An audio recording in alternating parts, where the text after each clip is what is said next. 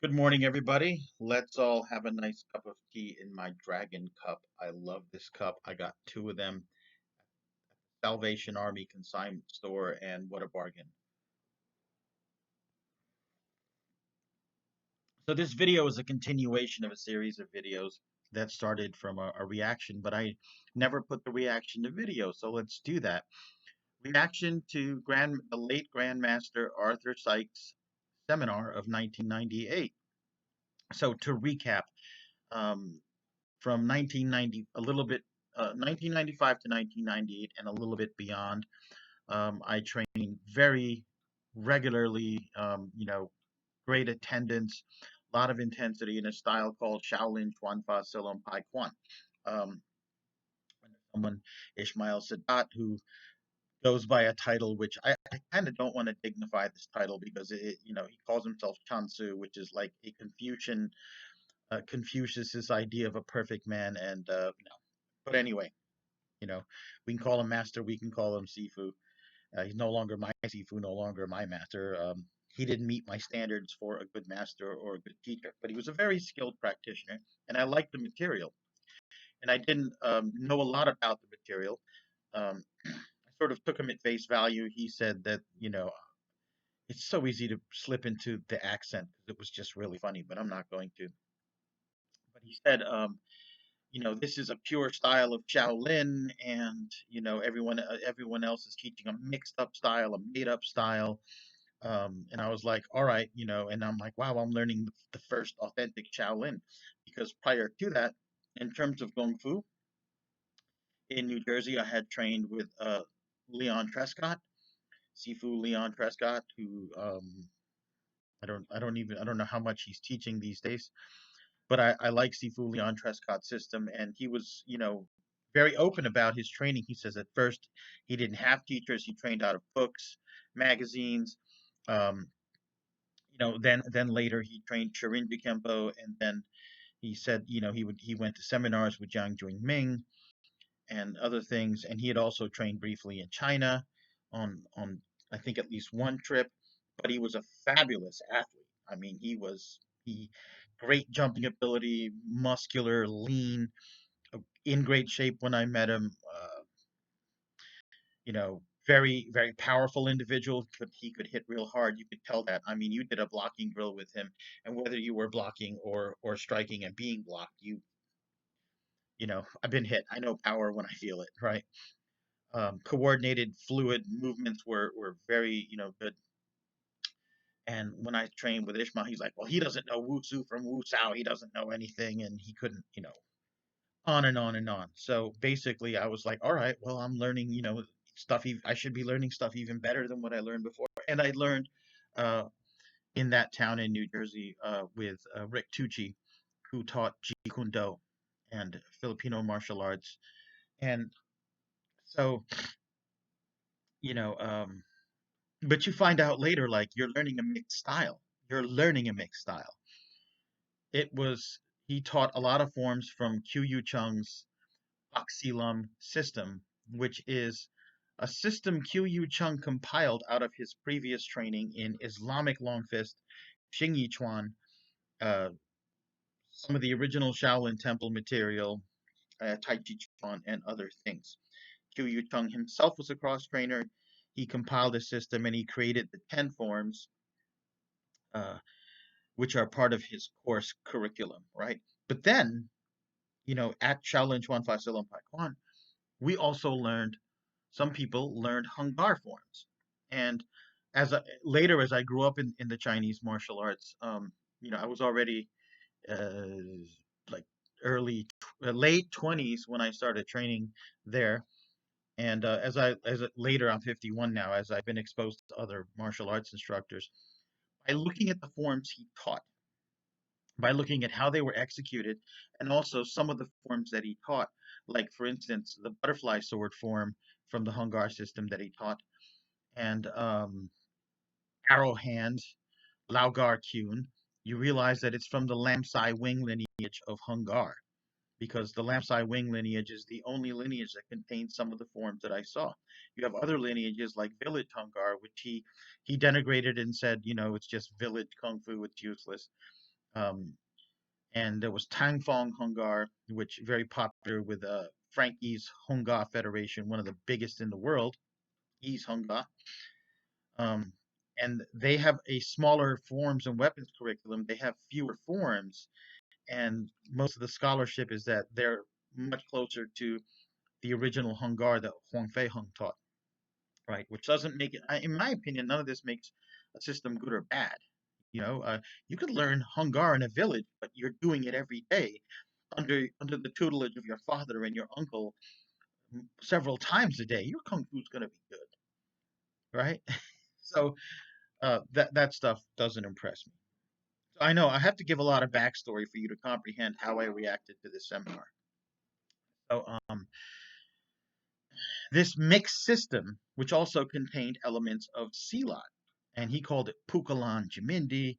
Sometimes in public it's called Pukalan Chimandi, which I think is more closer to the Indonesian pronunciation. And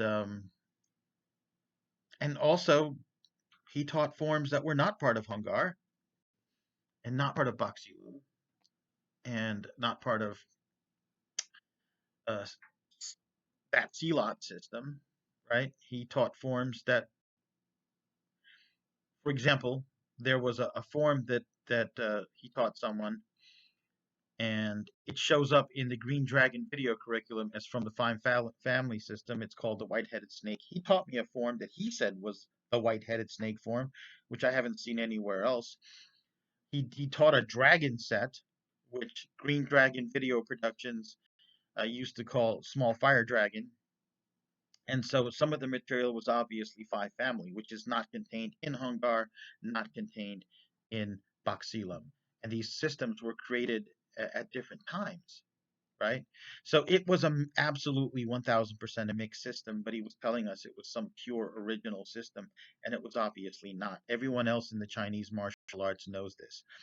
Why he didn't know that, I don't know. Either he didn't know that or he didn't honestly transmit it to us. And I still can't fathom the motives behind it, right? But we had a practice called Kuntao Techniques.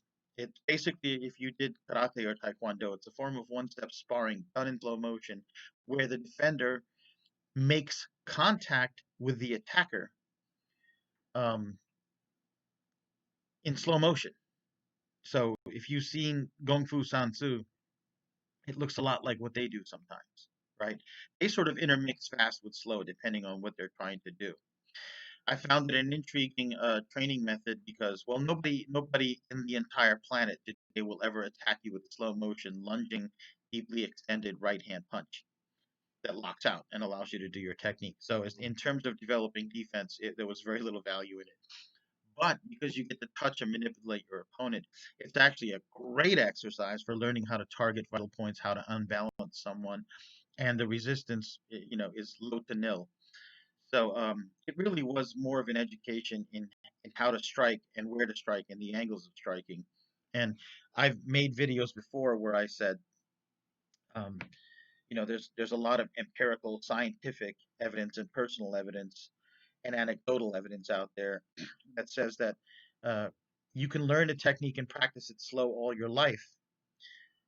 And when you have the adrenaline, if you're making contact, if it's done at realistic ranges with contact with right angles, your body can actually, with the adrenaline dump of combat, perform it quickly and effectively and hurt your opponent, knock your opponent out, poke out their eye, damage them. Um, it's just a thing that actually exists in the world. All right. There's no teams of scientists investigating this, but within the martial art, within the art part of martial art, there is science, an empirical science, practical science, right? So I love these Kuntao techniques, and they were all prearranged and memorized. And then we had this seminar, and Grandmaster Sikes came, and we basically, I think, did an hour and a half or 2 hours of Kuntao techniques, and there was a lecture, and there were some questions, like a Q&A afterwards. Grandmaster Sikes at the time, he said he was 64 years old. He was very short, shorter than me, and I'm considered short. And he maybe weighed 120 something pounds or 130 something pounds. Not a big guy, lean, no adipose tissue, fairly flexible. he didn't demonstrate any explosive speed, right? Obviously, at his age, he's not going to be doing that nonstop. But we did what I would call Kuntao techniques, right? And he just taught us a whole bunch of them, right? I mean, I don't remember them all, and shortly afterwards, I reviewed them, and I had notes somewhere. So let me talk about my reaction to his techniques. As he said, a lot of this looks fake, right?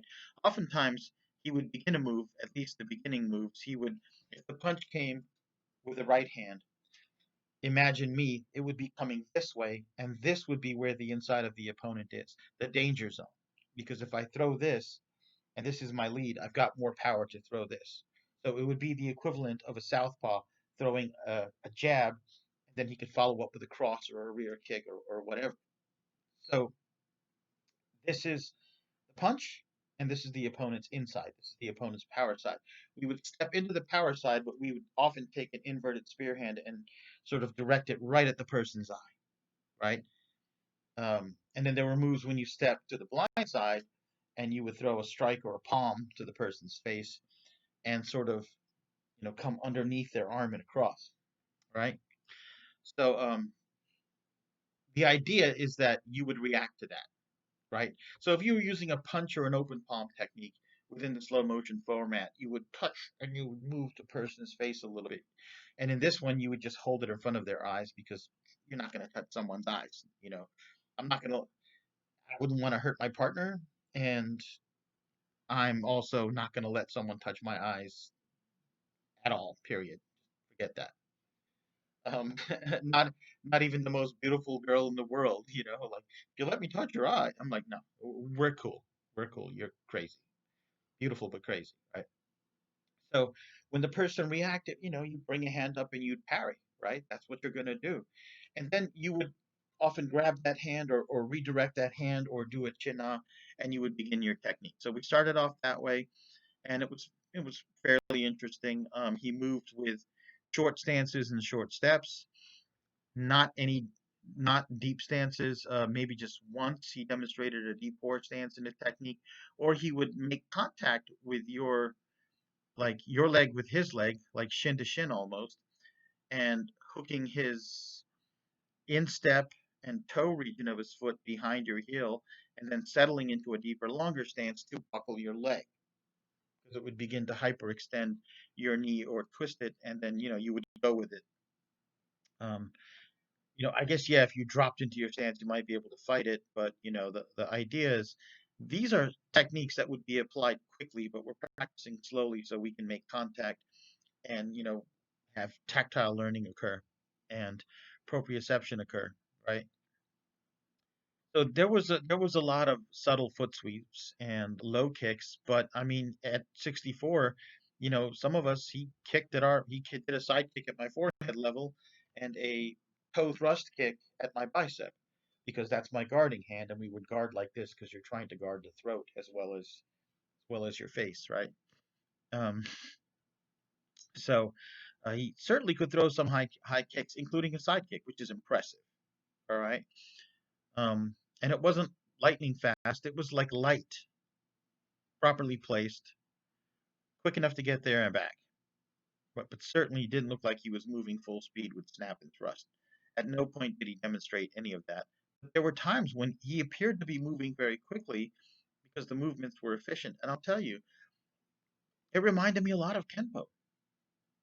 Hand techniques done in close range, checking, trapping, pinning, um, low kicks, foot sweeps, attacks to the knees and joints. It looked a lot like Kenpo to me, like good Kenpo, right? And Kenpo is based on Chinese martial arts.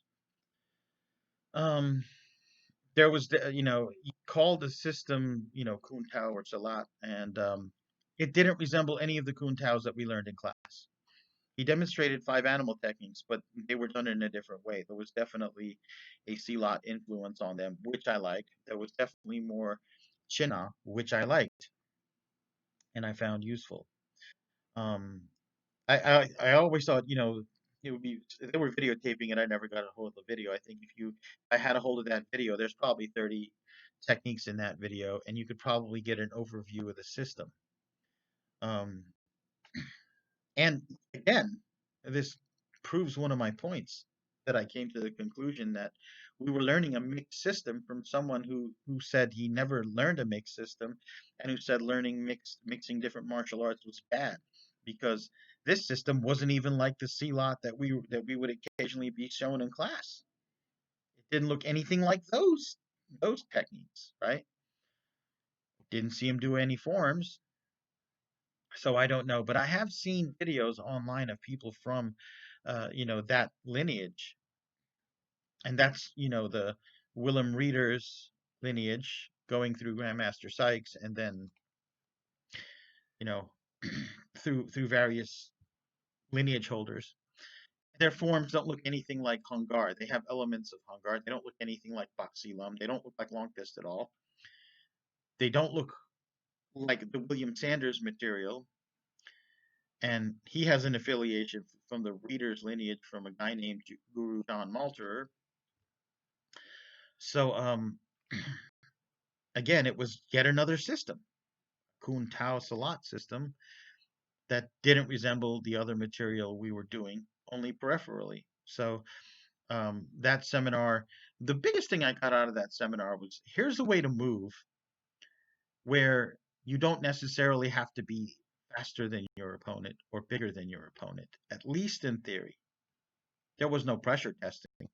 I mean, we didn't, spar with the techniques. We didn't lace up gloves or some form of padding and try to, maybe take out the eye pokes and a groin and the throat hits, but try to test out. There was quite a few strikes to the body and face, you know, and and with legs too, to the body and face.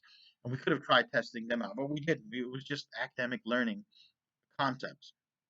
So, and I was like, all right, this is good stuff.